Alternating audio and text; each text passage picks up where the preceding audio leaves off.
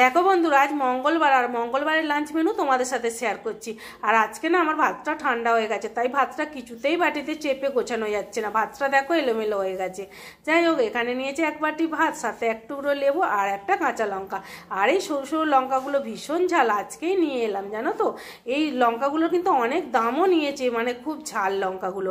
সাথে দেখো স্যালাড নিয়েছি, স্যালাডে শসা পেঁয়াজ নিয়েছি, আর তার সাথে ভেন্ডি সেদ্ধ নিয়েছি, এতে কাঁচা তেল লবণ আর কাঁচা লঙ্কা দিয়ে মেখেছি।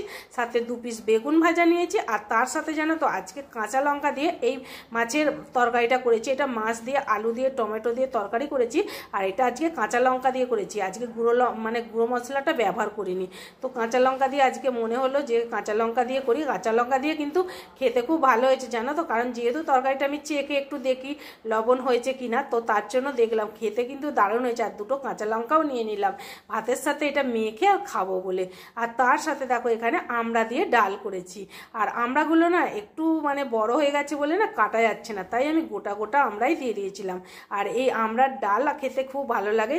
আম যতদিন ছিল আমরা আমের ডাল খাচ্ছিলাম, আর এখন আমড়ার ডাল। আর এই দেখো ভাতের মধ্যে একটু ডালও পড়ে গেল, আর ডালটা তুলতে গিয়ে ভাতের মধ্যে পড়ে গেল। যাই হোক, এখানে আমরা ডাল করেছি। তো এটাই ছিল আমার লাঞ্চ মেনু। আমার লাঞ্চ মেনু তোমাদের কেমন লাগলো অবশ্যই কমেন্টে জানিও, আর তোমাদের বাড়িতে আজকে কি রান্না হয়েছে সেটাও কিন্তু কমেন্টে জানিও। চলো টাটা, সবাই ভালো থেকো, সুস্থ থেকো।